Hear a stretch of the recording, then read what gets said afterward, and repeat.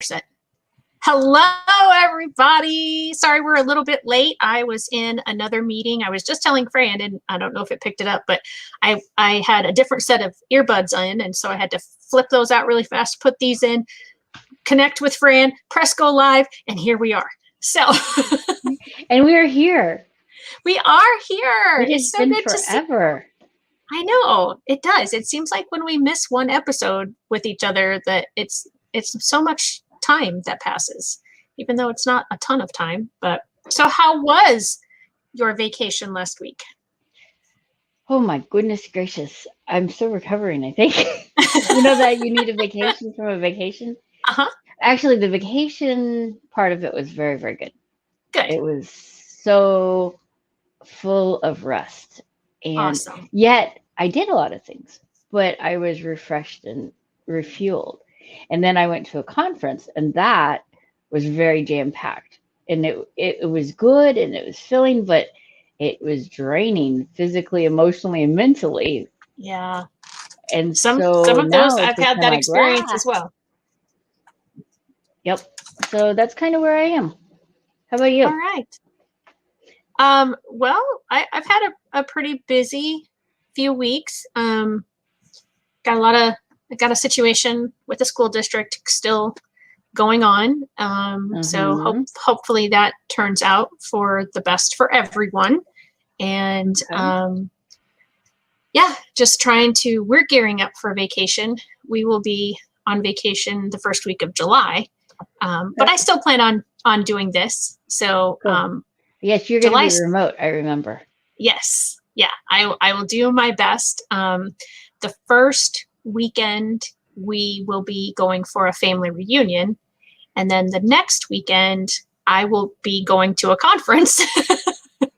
And so, yeah, I plan on we're calling it a vacation, but because we both are consultants and can work from anywhere because of what we do, it's a working vacation. So we'll be doing work stuff but also, taking more time to just relax and chill out.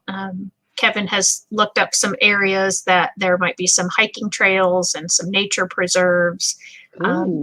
So as long as the weather cooperates, we'll be able to do those kinds of things. We're going north, so I'm hoping it won't be as hot as it is here. Like triple digits heat index.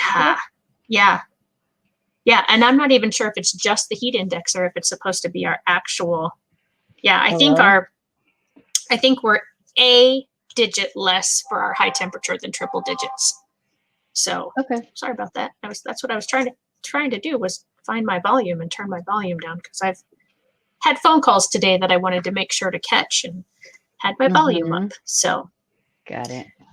But yeah, so if you're joining us, let us know, #live. If you're watching in the replay, let us know that, #replay, and interact with us. I'm doing a little bit of experimenting. Did I tell you this, Fran? No. I am not streaming this into my Facebook group. Well, I'll quit looking for it there. Well, that would explain why you couldn't find it. Yeah. It seems like since I've been streaming into the group, that who it reaches in like the overall big numbers was a lot less than what they used to be. And so I'm just trying to see if it really does have something to do with streaming into the Facebook group, or if it was just happenstance that those numbers started lowering around the same time that I started streaming into the Facebook group. So I don't know. We'll see. Well, I was like, I'm going to look to see if I can't find it. Wonder what's going on. Okay. Well. Yeah. So I still put it into the Facebook group. I've been doing this now for B or C episodes of both this show and #No Limits. So we'll see. I know my mom said, I think last week, that the last episode, she's like, where were you? Didn't you go live today? I said, well, I did. Not with Fran, but with somebody else. So I was going to try to find a photo while you were doing. I wanted you to see something really neat that I saw while I was on my vacation. Did you camp in our area? I camped south and east of us. Oh, okay. Because we went to visit somebody, and we went out for a drive, and we drove past a pretty popular campground in our area, and I was like, oh, and this was like last church day or the day before that. I don't remember. I think it was church day. And I was like, oh, I wonder if Fran and the kids are out here. The kids. I mean, they're adults, but Actually, I just went by myself. Oh, okay. But and it was really cool. So it was really quiet when we first got there, and it rained quite a bit. Oh, yeah. And I was tent camping, Mm-hmm. which was fun. But because it rained so much, I couldn't use my power chair on anything that wasn't surfaced, paved Right. of some form or fashion. But that's okay. I still I went kayaking, and I went on a couple bike rides. They were on bikes. I went with someone else. We camped on the same site, or they were in a RV, and I was in or a camper, and I was in a tent. So it was really neat. But we went on an 11-mile and a 12-mile bike ride in my power chair. So that was really neat. It can't go as fast as they could, but it was still nice, and I just tagged along. And yeah. Well, that's awesome that it was, yeah. And there were a lot of deer, and that's what I was. I just found that picture. If you can share it. Oh. That were in our camp area. Oh. That and these were really cute. This wasn't very far away from me either. It was like, yeah, maybe ABC lengths away, as I am tall, away from me. Oh, okay. So, and then So for those who are watching who don't speak Fran's math language, that's about 18 feet, about 15 to 20 feet. So, all right. So, but I wanted to show you, oops, sorry, this picture too. This was the deer. There was another deer eating grass or leaves behind them, and they were sitting there nuzzling each other and everything. And then there was this little skunk that I could find the whole time. It was just really neat. There was really a skunk, eh? Yeah, and so I said I saw a baby deer, a fawn. Yeah. So that was like, what would that be called? Yeah, a fawn. A fawn. Okay, and then this one here was at our campsite. We were sitting by our fire pit, and H deer were that close to us. So it was so neat. Yeah, that is beautiful. So I just wanted to share a little bit of it, and so I had rest in the midst of it all. Yeah, that's good. That's very good. And who was I just talking to? And we were talking about rest and how it doesn't have to be physical rest. Like getting the kind of rest that God talks about is that you have like peace. Right. Was that you? That's what no, but we have talked about it. We have talked about that. When you're in His will and you're at rest with Him, that is where your peace is. That is where your joy is. Yeah. So, and that's the only other picture I had was just our setup ish. Oh, nice. They're the kayaks, and we had a screen tent over our picnic table, and the fire pit's on the other side of that. So it was nice. But with the rain, all that grassy area flooded. So it was a little bit of a mud pit for a while. Yeah. We are, I think, going to be doing some, I don't know if we're going to tent camp. When we go up for the family reunion, that first weekend that we're heading up, we may camp in our tent, or my van, I can put the seats down in the back. Mm-hmm. And so we could just put a blow up mattress in there. That would be cool. Except you're going to want some type of netting, or you're going to get eaten alive. Yeah. So that's where I'm like, I don't know what we're doing yet. Kevin and I have gone back and forth about it. And then when we go to like the nature preserves and stuff, because where the family reunion is versus where my conference is about a B around the clock drive. Okay. And so we haven't decided like exactly what day we'll go to the conference from the family reunion, and like, you know, how we're going to travel. Not how, we know how we're going to travel, but when we're going to travel to some of the other potential places in between. And when we do that, if we take our tent for the family reunion, we might stay in a tent, or we, having lived in England, we got very accustomed to bed and breakfasts. And so he's also kind of looking and seeing if there are any of those in the area that might work for us. Oh, that'd be cool. Yeah. So that sounds like it could be a time of rest. Yes. And refueling. Yeah.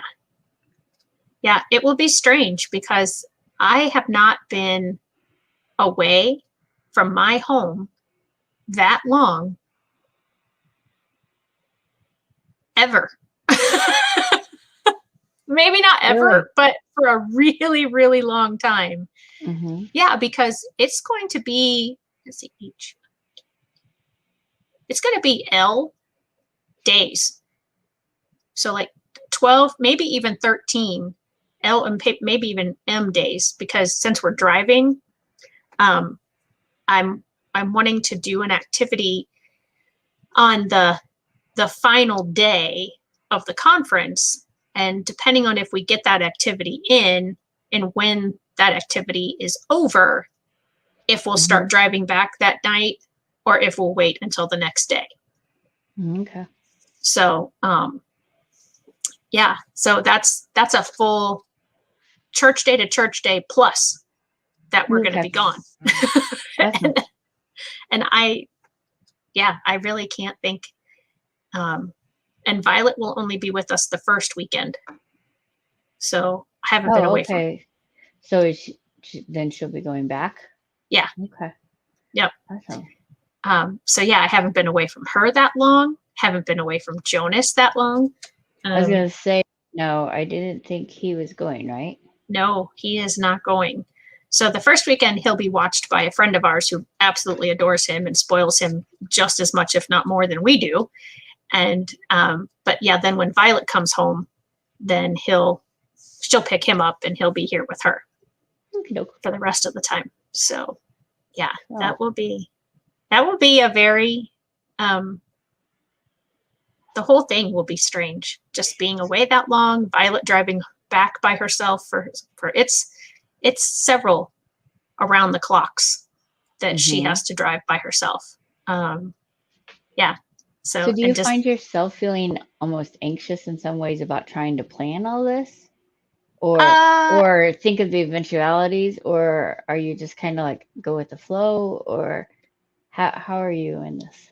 There are parts of it that you can probably tell which parts I'm a little anxious about. But I'm very excited to be with the family and do the family reunion stuff and see people that we haven't seen in a long time.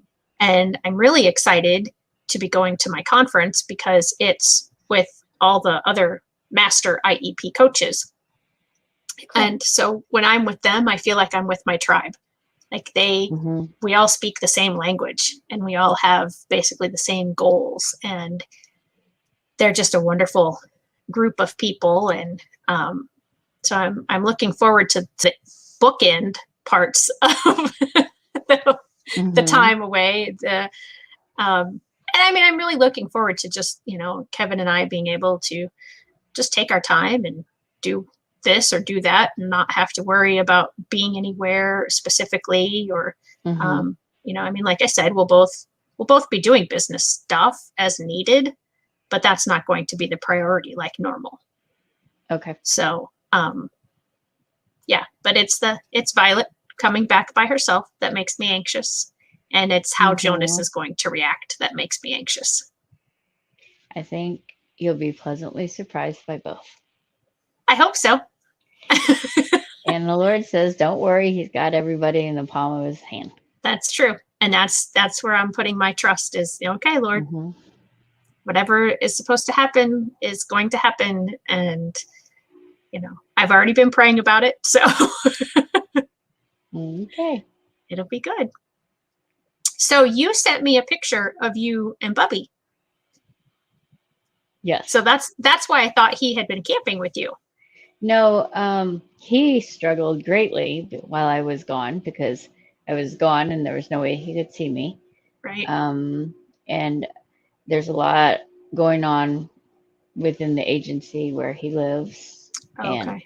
And much like the rest of the nation, everyone is short-staffed. Right. So there's no consistency, which is very important for him. And so he's been struggling. So yeah, that was so I got back from the conference, and then the following day I went to church and I picked him up and spent some time with him. Oh, okay. And that was what the picture I sent you. Eh. He needed some mom time. Yeah. I So bet. that was good. I'm trying really, it's a balancing act, trying to figure out how to give everyone that wants some of my time, yet still have that peace, that rest, that joy that I need, that my body needs. So I think it's just a constant learning curve. Yeah. And that's very true. It's interesting that you mentioned that, that trying to find that balance, because yesterday, I think it was, at exactly the same time, Kevin wanted my attention, Violet wanted my attention, and Jonas was pawing at me. And I'm like, who gets my attention? Mm-hmm. Yeah. Because all of them, it was like, I need you right now. And yeah, so, and that, there's only, I only have one child. So what would I do if I had multiple children and a dog and a husband? So you have the multiple children and the pets. So how do you prioritize, or how do you find your rest when you feel like you're being pulled? I don't always do it well. As someone always says, balance it well. Yeah. There are times I feel that I don't give anyone what they're needing, and I feel like I failed everywhere. And there are times I feel like I'm juggling, and whatever's in my hand at that moment, I try to focus, but as soon as it's turned to throw up in the air and juggle some more, it's the next thing that's in my hand. And if you've ever juggled, it's only in your hand a brief bit before and sometimes, I don't know, do you juggle? Do you know how to juggle? I do. I have tried, and I can do it maybe, once or twice, A or B times, and then it falls apart. So not really. So I would say I'm not really a juggler. So, because sometimes you can you juggle a certain direction, and then you can reverse the pattern. Uh-huh. And well, let me just people who are good at it can, not me. I'll be back. Okay. That sounds like a whole lot of stuff going on.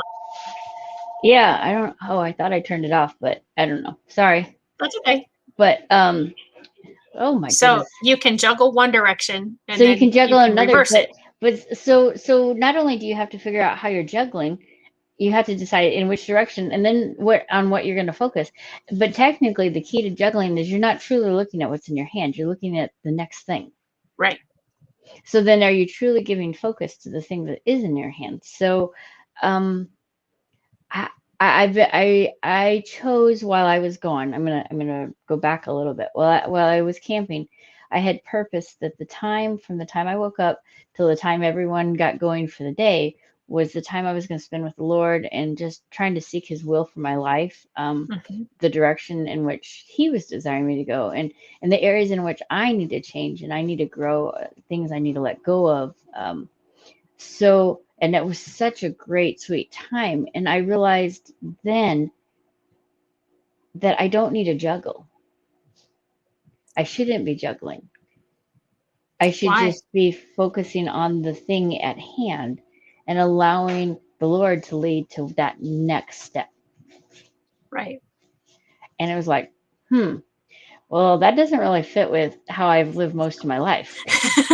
And so it's like, talk about a learning curve. I mean, even so, being intentional on being in the moment, I think is what I'm learning is the important thing. Mhm. But how do you decide what to do in that moment? And Right. still not feel like you're neglecting something else because you want to be in that moment. Right. Like, Yeah. even if the phone, you get a beep when you're with somebody and it's a text, you want to look at it, but in reality, you're with that person. You should be focused on that person. Yeah. And that is something that I struggle with still when I'm with certain individuals. And it isn't that I intentionally give the attention less to those certain individuals. It's just that I know that they are accustomed to being on their phone when they're with me, or that, they've just gotten used to stuff. But like when I'm with mom, I try really, really hard not to be on my phone. Mm-hmm. Because I know it really bothers her when one of us is on our phone when we're with her. And so I try to be very aware of just, put the phone away, put it on silent. And I've actually had a couple of instances recently where I've gone somewhere and I've left my phone at home. Mm. And yeah, it's like, sorry, people. And there's been, Kevin and I joined a gym a couple of weeks ago. And so we've gone a few times together, and two or three of the times that we've gone together, I've left my phone at home, because otherwise then I have to figure out what am I going to do with it while we're working out. So it's just easier to leave it at home. And I've said as I'm walking out, well, people can't get a hold of me for the next hour plus, around the clock, and then some a little bit.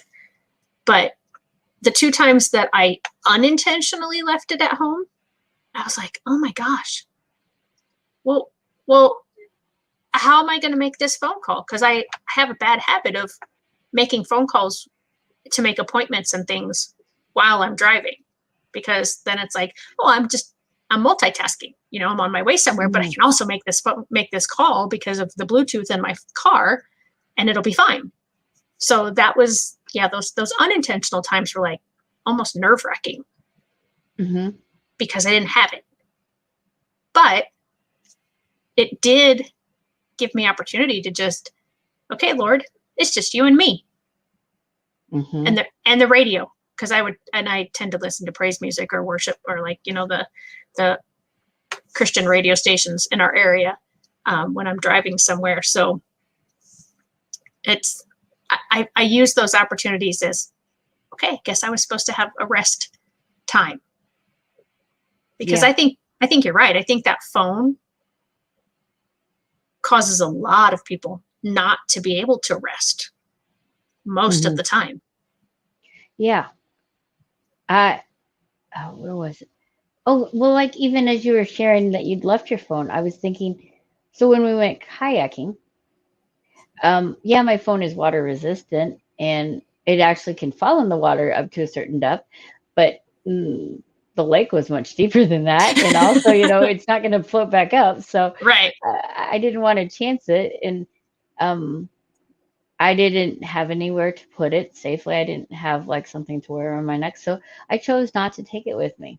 Mm-hmm. And the person with whom I was kayaking didn't take hers either. So we just we were able to focus, and we weren't out there for speed or anything. We were going into every little finger part of the lake and exploring, and we saw these little birds. They were tiny, and the only reason I wished I had my phone then was so I could take a picture. Right. But it was so nice, and it was like, time wise, oh well, I guess we'll be back when we're back, and it didn't really matter per se. So that was nice. And so I'm trying to think about rest, and why do we always feel guilty? Why does society make us feel guilty when we take time to rest? That's a really good question. Okay. Like when you say, "Oh, I'm," even if you say, "I'm not going to be answering phone calls," you tell people so that they don't worry. And Mhm. I'm taking this time just to refuel and refresh, and then people get angry if you don't answer it, or they're like, "Well, what about this and this and this?" And why are we not allowing others and ourselves to rest anymore? Because we have become such an instantaneous in the moment. I need, you know, I'm the most important thing in the world. And so in essence, that's selfish. But I mean, nobody thinks of it that way. But when Hmm. you're, when we're saying, well, you can't rest or you can rest, don't take phone calls except mine, or Hmm. you can rest or you can take a vacation, but answer or, respond to my texts when I send it. No, we're not the most important person in somebody's life all the time. They are allowed to let themselves be the most important person sometimes. And so how do we grant ourselves that permission to rest? Especially if you have someone with a different need, a special need in your life, how do you grant yourself that permission? I don't know. I don't have that situation. So you tell me, how do you do it? I don't. That's why I'm asking. I'm learning. No, but I'm learning. Like I did when I went camping. My daughter chose not to go with me. I had invited her. She was more than welcome to. She Mhm. just she didn't want to, and it worked out well. She took care of the animals and other things, and there were people around, so it wasn't like she was alone. But Right. we each got rest in our own ways from each other as well. And so when we were together, then it was that much more Yeah. enjoyable, and we had that much more patience for each other. Right. And I really do believe that we need that separation time because it does help you get a Hmm. different perspective again. And no matter how well you get along with the person, I still think you need to have a break from the person occasionally. It may not happen daily. It might not even happen monthly, or maybe it doesn't even happen yearly. Um, I've never necessarily been an advocate of separate vacations for spouses, but I understand, maybe a weekend getaway with, where one spouse goes off with somebody and, um, so I guess technically that's a separate vacation, but um, Extended vacation, maybe, is about what you're yeah, referring. yeah, like multiple days at a time. Yeah. Um, and multiple times a year or every year. Um, I really enjoy being around Kevin, and he does as well with me, but we do still have to have those times where we're just away from each other. Um, Hmm. and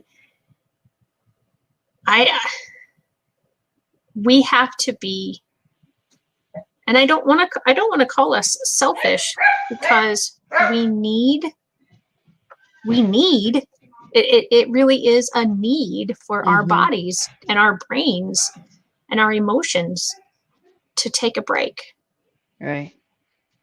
um as I said Hmm. the other day, and this was one moment of one day, and I understand that is a very extreme example compared to somebody who does have a loved one who learns differently than they do and has different needs than what they have, because then it's a every minute of every day that somebody is needing your attention. Hmm. um, but it's, I think, definitely equally, Hmm. if not more so. I was like, Yeah. are you pointing at something? What are you doing? Um, Oh, that was my sister back there. yeah. Uh, so it might be even more important for somebody who does have a loved one depending on them constantly to carve out 5 minutes or 10 minutes a day of rest. And so often society judges that person that does that. Yeah. I mean, I see it on Facebook and even parenting groups geared towards those that have children with special needs. Hmm. Well, I would never do that with my child. My child is with me all the time. I'm like, well, you're going to have a breakdown at some point in life and you're going to eat those words. And I Right. don't want you to have that breakdown, but it is impossible to have Right. somebody with you all the time and to give them your best if you don't refuel and refresh yourself. Yeah. Yep. So, And I was looking quickly to try to find it, and I was hoping I could do just a quick Google search on images and find what I was looking for, but it doesn't seem to be popping up. There was a phrase that I saw somebody shared, and I've seen it a few different times now between LinkedIn and Facebook, and it goes something like, stop glorifying the rat race and the, being away from your family for 100 hours a week so that you can, become some high ranking whatever, or right, big yeah. money making whatever. Start glorifying getting 8 hours of sleep a night, taking the time with your family, stepping away from your work, because those are really the important things and the things that matter. I mean, it's so true, but it's so difficult for our society to understand that with your job, even if it's, if it's not just a job, if it's your calling, somebody will replace you in that position within a very short amount of time. But you're never going to be replaced by your family members or your loved ones. So when you're gone from your job, there's a replacement. When you're gone from your family, there's no replacement. So spend the time with your family or with your friends if you don't have family nearby or whatever. But I mean, you understand what I'm saying. Spend your time with those who care about you and who you feed and they feed you. Yes. And not just feed, I'm talking about food-wise, I'm talking about enrich you and edify you and build you up and grow you. Right. Yep, absolutely. Yeah. And I mean, even if it's just a phone call, and make it a phone call. We're really bad about texting, and I'm just as guilty as anybody else of, I just don't really feel like talking right now, but I do care about so-and-so, so I'm just going to send them a quick text. And that's okay occasionally, but I still think that voice to voice or face to face is still so much better. And you know what I've found that you can do, especially if you know that phone call has the potential of going for a very long time, is say when you get on and you chat, hey, I have this amount of time and I really wanted to check in with you and see how you're doing. Yeah. And then so you've set some parameters, but at the same point, you're telling them, I'm giving you this amount of time. I'm not doing anything else. This time is ours, yours and mine. Right. And so that's taken some of that weight of talking with others, because then there's that parameter of, okay, well, I do have to go. But I'm not making them feel like I'm just stopping mid-sentence, but I gave them ahead of time. Right. So Yeah, I that's a found good idea. that's really helped me personally when I do spend time on the phone with people. Yeah, that's a good idea. Because I have a tendency to talk a lot. I'm sure you're really surprised by that. No, you and I never talk. I mean, I know. we never have time. We never know how to fill our time here. So that's a problem. We have that problem. I know. We have all this dead air frequently in our show. It's sad, really. Talking to the bear. Oh, wait, we got to hit the button. Yeah. So what are some ways, and I know that we've talked about this before, but I think this is a very important topic. What are some ways that people can find rest? So, I mean, I'm sorry. Oh, no, I stopped myself because I was really done. Oh, okay. Well, because I was going to tie into that to find rest, especially now as we're returning to the new Mhm. normal-ish, Right, whatever. right. I don't Yeah, know, because it was a new normal. So does it make it a new normal, or does it? right. I don't know, Yeah. because it's not back to what it was. So therefore, No, it can't be. We're returning to times of old. So anyway, sorry, I it's digress. okay. But well, I was We like, never do that either. no, never. We never chase rabbits, chipmunks, Nope, squirrels, or any of the above. nothing. Nope. Nothing. But so I think it's what to come back, coming back. All of a sudden, we have options and we have things to do, and the world is wide open in a lot of areas, and we feel obligated all of a sudden to strap all those hats back on Yep. and drag that baggage along again. And it's overwhelming after all this time of stay home, do everything Yeah. remotely, um, socially distance, Right. and so many people took socially distances, socially isolate. So Right. all of a sudden, our senses are overwhelmed because we're doing things that we haven't done in so long that we're having to readjust and relearn. And then our loved ones around us are having to, and sometimes they don't handle that well. Yeah. And so we're trying to help them navigate it as we're still trying to learn how to navigate it. So it is so important to step off out of the rat race, step aside and take a breath even. Just take a breath and go, oh my goodness, okay, I have this and this and this and this to accomplish. Let's prioritize it. What's really important? What has Right. to be done, what needs to be done, what wants to be done, and what is just kind of, oh, it's there and it's piled on there. Is it really necessary? So I'm finding personally by doing that, I have time for rest in there. Hmm. By picking and choosing rather than saying, well, it's all there, so it must all have to be accomplished, and it has to be accomplished prior to rest. Right. Yeah. And that's not, and it's helped me a lot. I'm not saying I'm really good at it, but when I remember it, I'm like, Right. oh, by the time I get to the end of the day, I'm not exhausted. Yeah. I And still have, I still am able to hold my head up at least and go, okay, I know which way's up. I can find the bed instead of falling asleep on the sofa because I'm so exhausted. right. And I was really good at that during school years because Hmm. I had lesson plans, and lessons went, they had a beginning start and they had an ending time. Hmm. And I didn't always have control over that time because maybe they had to move on to a different class, or maybe it was the end of the school day, or it was the beginning of the school day, or it was they had to go to lunch, or whatever. But then I would find that I wouldn't be so good at that in the summertime.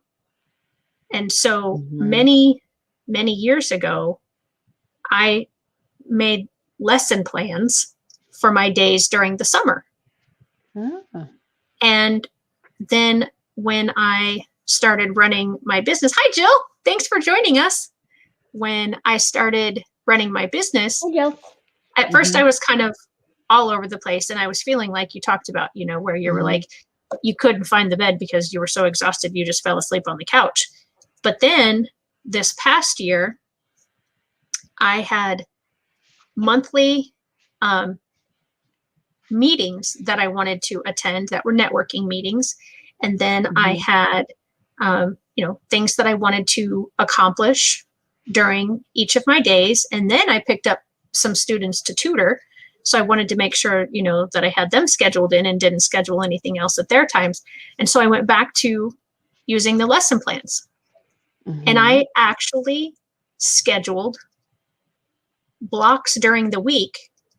You're going to read, you're going to listen, this is your time with God, this is your prayer time, this is your lunchtime. I mean, I put all of those things. Some days there were the exact same things that they, like the tutoring times were the exact same every day, but then like I said, other days of the week, maybe one day of the week I was going to read something. Maybe one day of the week I had that I was going to, I'm trying to think now because I have kind of slacked off because I'm not tutoring and I haven't been following it as closely. Oh, prepare like different social media things, for this topic, or prepare blog topics, or prepare, reach out to people to be on hashtag no limits. Or I had time in there, but I never did it, of brainstorming topics for Friday with Fran. But I was always compassionate with myself that if something took longer than what I had scheduled it was okay, because, I still I had flexibility in my own schedule. Mm-hmm. So in that I had rest also. Okay. Because I didn't have to get everything accomplished that was on the calendar. But it was nice for me to go, this is when you're going to read some stuff that's going to help you with the business. Mondays from 3 to 4. Because otherwise I'm like, oh yeah, I want to read that book, but I never have time. It's not that I didn't have time. It's exactly what you said. I didn't prioritize and put the things, for me, if it's down on paper, I'm going to do it rather than just in my head. And, as you're talking about having a lesson plan and a schedule, it brings to mind, I know someone who has a TBI, a traumatic brain injury, and the neurologist was adamant that this person took brain breaks because the brain needed that break to reboot and refresh. Otherwise, this person, by the end of the day, had headaches, had more physical symptoms, and was not able to process and do the things necessary at the end of the day because they had used all their resources up. Yeah. And so I think it's important, even for individuals without TBIs, typically developing, not just those with special needs, to take those brain breaks. Absolutely. And I even had to, because as a teacher, I was constantly moving. But I had to, now that I run my own business, schedule things in different locations to make myself get up. Because otherwise I would spend the whole day just doing stuff on the computer, researching stuff, typing up stuff, getting stuff ready, looking up stuff, whatever. And then 8 hours would go by. And there were literally days when Kevin would slide a sandwich or say, hey, you have to eat. And he would, what can I get you to eat? Because I would get so focused that I would forget to eat, or I would forget to get up. And for whatever reason, my body didn't tell me I had to go to the bathroom during that time. So it's like, and so I had to do that. I'm like, okay, you're going to read the book in the living room, or you're going to go, if the weather's nice, you're going to go out on the patio. Because you have to get up and move too. And that can be part of your brain break. They don't have to be, 20-minute long sessions. And we talk about that in school settings too. Like if you have a kid who has a need for a lot of movement, or he needs that focusing, that you just give him a few problems on a page at a time. And then they have to bring those up to the teacher when they are finished with those and get the next set of the ones that they need to work on. And that gives that student just that, it's only 20 or 30 seconds, but that's enough. Right. Yeah, or Jill or anyone else that's listening, how do you guys take your breaks? How do you find that time and refreshing and rebooting as well? Yeah. Pooey, it ran away. I'm thinking my brain just ran on its own break.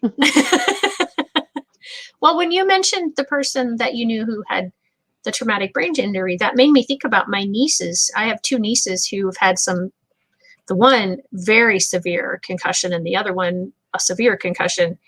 And some students that I've been, in school districts that I've been in that have had concussions over the years, and they would have to go into a dark room for hours at a time. So several times around the clock, like C times around the clock, and have nothing, have no light, no screens, nothing because their brain had to be able to fix itself basically from, and learn all those stimulus things again. And so that's a more extreme thinking of a brain break, but that was still a brain break. Mm-hmm. So yeah, if you can just go in a room, close the door. And I know when you have kids or you have people who are constantly wanting your attention, even a minute seems impossible. And maybe it is, I don't know, because I've not lived that, but even a minute, Yeah. I think. Sometimes it's a matter of allowing yourself to breathe, take some deep breaths.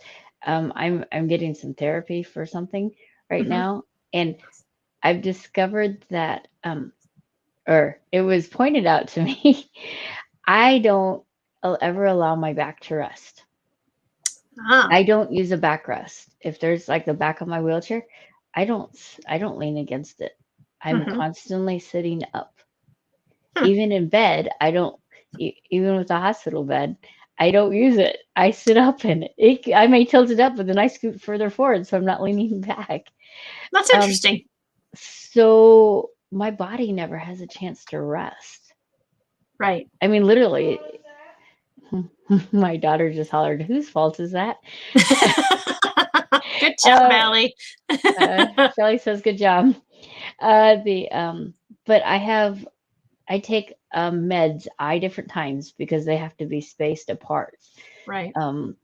And so every time that alarm goes off now, and then there are alarms to remind me to eat in there, because I was laughing when you were saying you would eat, because there was my sister, she just came in, because sometimes she'll go, "Did you eat today?" I don't know. I don't think so. Yeah. I'm not sure. So I have alarms to remind me to eat as well. So what we've come up with is every time the alarm goes off, I have to sit back. I have to allow my back and body to rest. But it's foreign to me. It feels weird. So like I'll sit back and I'm leaning against my wheelchair. I'm like, well, this kind of hurts my back. It feels weird because it's not it's not a familiar position for my body. Right. Yeah. So even setting alarms to remind yourself to take a break, a rest, is where I was going with that. And another thing is breathing. I'm supposed to breathe when those alarms go off. I'm like, oh, you're asking a lot. I have to sit back and I have to breathe. That is way too much. You're asking way too much. That's taking too much time out of that which I need to do. I think I need to do. That I believe I need to do, that I believe others believe I need to do, all that stuff, the expectations that I've allowed or I've piled upon myself. But I've come to realize that sitting back and breathing is just as important, if not more important, than all those expectations and things that are piled upon me, or I have piled upon myself. Yep. So and it's kind of like, it's a retraining of my brain. It is. My thought process. There needs to be a nationwide retraining, or maybe a worldwide retraining, because nationwide is on your side. Sorry, you did it and it's there and it's like, I can't keep it in. It's coming out. You said it. But that we all understand that. And because I can remember when Violet would get really frustrated at homework. And there weren't a lot of those times, but there was one particular subject that would really frustrate her. And I would tell her, just take a break from it. No, I got to push through. I got to get it. And I'd say, no, just take a break from it. And when I could convince her to take that break, it was this amazing situation that would happen. And I found this with myself too, that if I can stop myself in the middle of something that's really stressing me out and walk away from it, when I come back, I don't have to exert as much energy to finish whatever it was or to think about whatever it is. And it's when I train teachers about behavioral strategies, And I talk to them about, spend the time teaching the behaviors that you want, and you'll find that that is less than the amount of time you spend disciplining the behaviors you don't want. And it's the same way with the brain breaks. Giving yourself, you have to let yourself stop instead of just trying to bowl through whatever it is that you're going through. But it's so hard because we're like, no, I'm gonna lose the momentum. It's like, what momentum? You're as solid as a rock. You're so stressed. That's not momentum. Mm-hmm. But catching yourself and being able to realize that, and then giving yourself permission and the courage, having the courage to walk away and trust. That's where I find is hard for me. It's like, but I just gotta get it done. I just gotta get it done. And you'll find that it will take you less time if you walk away and come back to it 5 minutes later or 10 minutes later. Even if you go do something else, to feel like you're accomplishing something. If you feel like you have to accomplish something in those 10 minutes, then go do something else. And then when you come back to the thing that has you stumped or stressed out, you'll find that it's not as bad as it was. Right. And I know that, but I still don't do it. I mean, or I know it for others. Yeah. I know it works. I see it work. I know it works for my kids, but do I give myself that grace, that allowance to because it's not a weakness. No. And I know I see it as a weakness for myself. If I have to step away, I just can't. I'm a failure. I can't just get it done. I got to take a break. Right. Yep. Yeah. That's why the whole country needs the retraining, because somehow it still comes out in the media and in the shows that we watch and the movies that we see. It's still that the person who practically kills themselves to get whatever are the ones that are being glorified. Right. But I think, I'm sorry. I was going to say that I think a lot of individuals know it, but we're still getting a corporate message not to take care of yourself, but to just run on the hamster wheel constantly.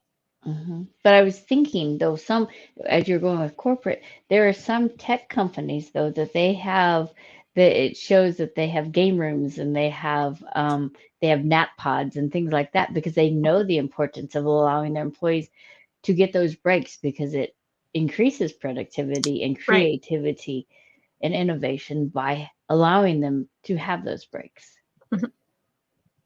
Yeah.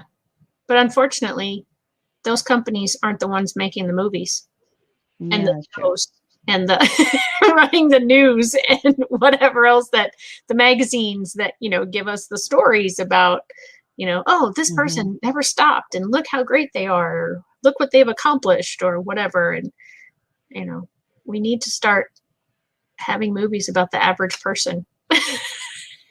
Yeah. Well, I'm going to be honest here.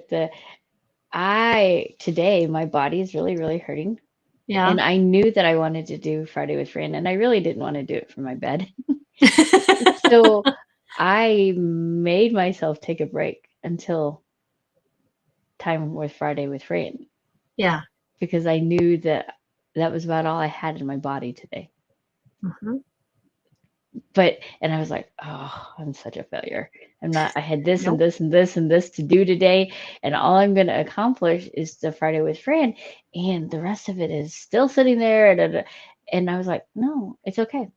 It's okay. I am taking care of this shell, which seems to be rapidly falling apart. And if I get Friday with Fran out of it, that's actually probably a pretty good thing today. So I'm just going to celebrate that rather than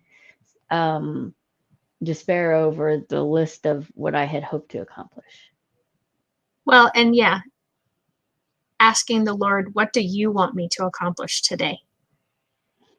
Yep. Give me the strength to accomplish what you want me to accomplish today. And the grace to allow the rest to fall to the ground. Yeah. Yep. Yep. And I think you particularly have a super high standard for yourself. No comment. Anybody on here besides me who knows Fran want to chime in on this? Oh, that just happened to pop up, but I'm sure that was a second ago. It's always a negotiation about my time and tasks. I really do love being totally engaged in things. But if I always indulge in that, nothing else gets done. Planning my day would not work because I do not have a lot of discipline with my time. Oh, that's great, Jill. Yeah, thank you. And yeah, that's the other thing too, is you have to know what works for you.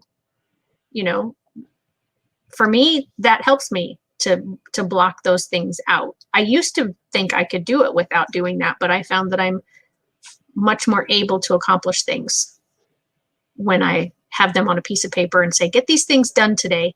And also I find that the things that I think I have left to do, when I have them on a list, don't take me as long as, you know, because there's like, I don't know if anybody else does this, but I have like, oh, I've got to get this done. Oh, I've got to get this done. But I don't do the thing. I just, oh, I've got to get this done. And I dread it. And so, but when it's on the list and I'm like, okay, get these 5 things done today and you're done. So often I'm done much, much earlier in the day. Right. When I just have to write them down and check them off and they're out of my life. Or not out of my life, but, you know, out of my mind for the moment. Well, 2:12, I'll be off. So thanks, Jill. That was good because, yeah, that just shows that how I would do it and how you would do it and maybe how Fran would do it. You know, it is a good reminder that we all would do things differently depending on our personality. Yeah. Unique. And I think that ties it into we're each uniquely made and we each require different things. And so whether you're an educator and you have students, you're a parent and you have children, or you're working with other people in the job field, is remembering that everyone is not the same as you.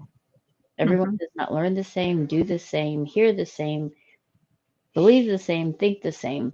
So allowing that grace for them to find out to do it in the way that works best for them, as long as it's getting done, sometimes you need to allow that. I mean, I understand there are rules, that there are parameters, but within those parameters, allowing someone to do. Yeah. And something that you and I always try to say is that you're not alone. You know, whatever you're going through, you're truly not alone.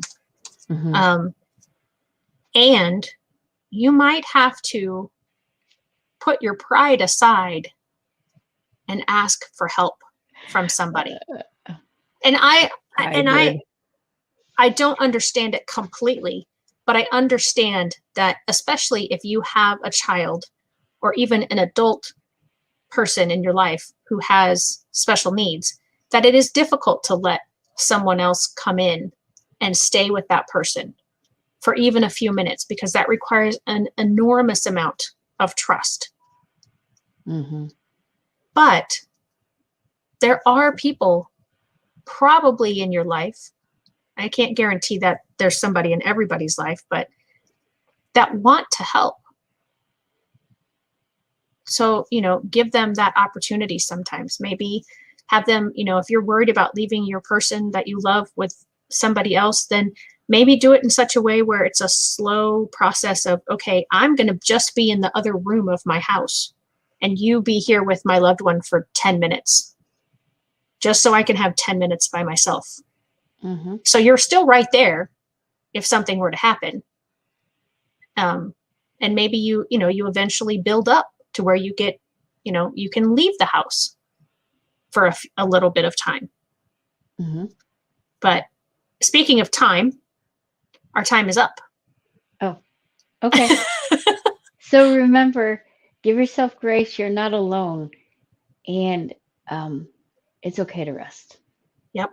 Amen. Thanks, everyone. We'll see you next week. Bye-bye. Bye.